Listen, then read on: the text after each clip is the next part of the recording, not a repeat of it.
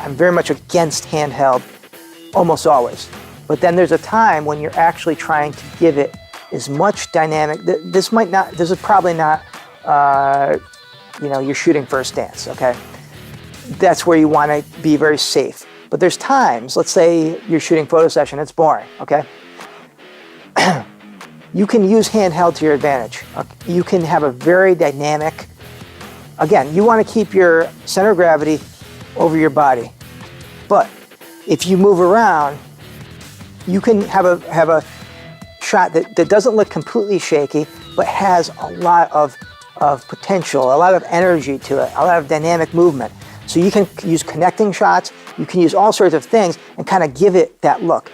A lot of times you can zoom in as far as you can. Okay, let's say you're using a 200. Get that 200, stabilization is great. Now once you're in there, and don't be afraid to get close to your subject too. Now as you're moving around, don't move fast. Get those shots. Pretend like it is like, move violently. Move like it is like a battle, like you're trying to get all these shots, like you're moving. You might, if there's people standing around, you might walk through them. Cocktail hour is a great time for that too.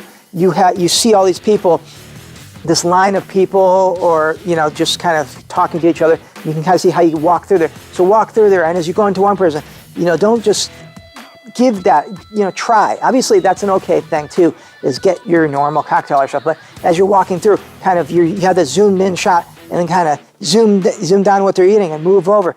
Now it does take practice to get that kind of shot that works well.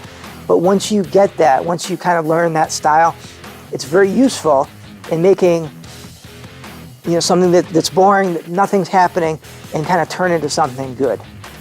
So it's definitely, I think, a style that you don't see a lot of, but it's something that can really benefit. It's not that hard to learn, but once you learn it, it'll be a nice trick to have.